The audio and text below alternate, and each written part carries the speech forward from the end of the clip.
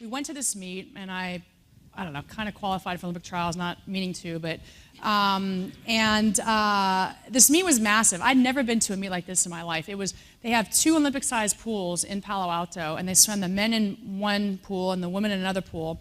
And after I had done this good time, I swam in a couple relays, and throughout this meet, it was like a 4-day meet, people kept coming up to me and they're like, oh, God, wouldn't it be great to see a 40-year-old in the Olympics? I'm like, yeah, who's going? Let's cheer him on, And then after a little while, they're like, well, it's you. I'm like, me? I'm not going to the Olympic Games. Like, well, you qualified for trials. You have to go. You have to represent us master swimmers. And, oh, my God, the badgering of these older people was just, like, so annoying that I finally was like, all right, I'll do it.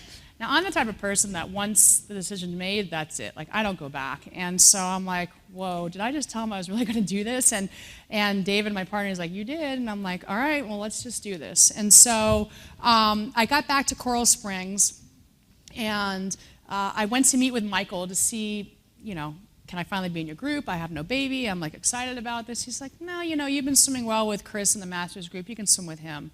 I was like, okay. And so he basically wouldn't let me swim with his group. I don't know if it was my age. I didn't know if he thought I wasn't dedicated and really wanted to do this. He obviously didn't know me. But whatever it was, it took him 7 months to let me swim with his kids. Even though my times were like seconds faster than what his kids were doing, he wouldn't let me swim with them. So when I decided to make this comeback, there were 2 types of people that I encountered when I was doing this. They were the type that would say, aren't you too old? And the first person to say that to me was Mayor Bloomberg of New York when I went to ask him for sponsorship. Good person to ask for sponsorship. I kind of looked at him, and when he said that, aren't you too old, when I said I was thinking about making a comeback, that was just fuel. Like, to me, when I hear something negative about me, that just fires me up to show that they're wrong, and they're going to be wrong, and I'm going to do everything I can to prove that they're wrong. So that stayed in my head, the aren't you too old phrase, while I was making this comeback for 2008. And then the other type was, if anyone can do it, you can do it. And that was mainly my family. But so those are the 2 types that I encountered when I was doing this. And, I started to think about it. It's like, you have Jack Nicklaus can win a Masters at 46 years old, or you have Nolan Ryan, who a lot of you men probably know, who pitched a no-hitter at 44 years old. Why can't a 41-year-old mom try for an Olympic team and make an Olympic team? And so that was kind of what my philosophy was, is people made such a big deal about my age, but as you'll know as my talk goes on, that I used age to my advantage. And I think the biggest thing for me was the negativity. Because if I was 21 years old and I had heard all these negative things, I'd freak out. I'd be like, oh my God, they're right, but I didn't. I had a different maturity level than a lot of the kids that I would train with or who I competed against. And so I used any kind of negativity to my advantage. So when Michael finally let me start training with him, I knew I was in for a long haul, because I remember one of my first workouts, I was in a lane with, I think it was like a 17-year-old and a 15-year-old. And we finished a set, and they were girls, and one of them turns to the other, she's like, so who are you going to the prom with? And the other one's like, I don't know, are you going to take so-and-so? And I'm like, oh my God, what am I listening to, And I'm thinking, okay, what size diapers do I need for my daughter now? And, and so there was, it was just a vast difference. And I would ask some of the kids, I was like, so how old are your parents? Oh, I have 35. And I'm like, oh, great, And so it was interesting to be kind of put in there with teenagers, and I guess in a way I was kind of glad that I had to prove myself to Michael to be in there, because I think to start off with that conversation and my first workouts would have been like really hard, but I'd gotten into really good shape and I was ready to train with these teenagers. And the great thing about it is I didn't want some teeny boppers beating me in practice, let alone in swim meets, and they didn't want someone older than their parents beating them. So it actually was like a really good fit and a good mesh. When I decided to make this comeback, people would say, well, how are you going to do this? Well, I didn't know. I mean, when I decided to make it, the first thought in my head was, I need to do things differently. I can't train the way I trained. I tried for the first week with Michael's group to do what they were doing, to go 2 workouts a day and do that 4 days a week. And I mean, after 1 day of double workouts, that was it. And I used to do 9 workouts a week. But we had decided that I can't do what the younger kids are doing, that I had to do what was best for me. And so I had to change everything around. And that was really tough for me, because I'm so used to if they're going to do that, I'm going to do that, I'm going to do it better. Or if they're going to do that, I'm going to do more and do it better. That was always my line of thinking. And so now I'm doing half the number of workouts that they're doing. And that can play on your psyche quite a lot.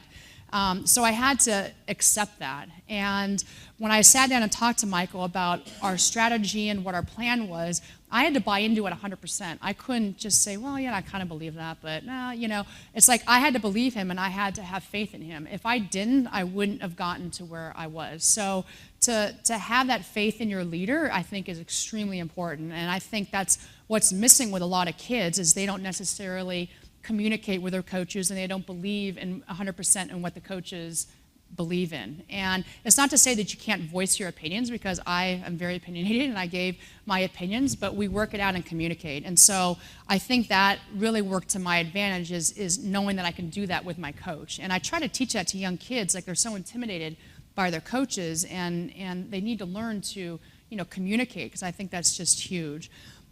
So when we sat down and decided a plan, the one thing that he wanted me to do was to get bigger. I'm thin. He wanted me to get muscle and be intimidating. And that's the way I trained in 2000 was the strongest person in the weight room and the strongest looking person in the weight room is going to be the strongest in the water. Well, that's not how it works. If you look at someone like Michael Phelps, he doesn't look like the strongest person out there, but he's the most efficient. And so the people I hired were really going to work on my efficiency. The first person was Andy O'Brien. He's a strength coach who's worked with hockey player Sidney Crosby since he was 13, and he works with all the top athletes in the world, and he happened to be a trainer for the Panthers down in Florida near where I live. And so I was introduced to him, and I'll never forget the first stuff we started to do was, like, he said, okay, show me what you do. So I'm like, oh, I'm going to show him, and I'm like bench pressing all this weight, and I'm doing squats and everything, and he's like, okay, well, we're going to change it around a little bit. And I thought he'd be like totally impressed, like, God, this girl's really strong and stuff. And so he gives me one thing to do, like lifting a weight like sideways, and it was like 2 pounds, and I couldn't do it. And I'm like, wait, but I just bench pressed like 150 pounds, doesn't it say anything? And he's like, no, it doesn't mean anything to me. And so he changed my whole philosophy where he had to strengthen muscles that I didn't know that I even had. Swimmers are very front-oriented, so if you see swimmers, we always have a tendency to hunch over, because when we swim, we're grabbing the water and we hunch over.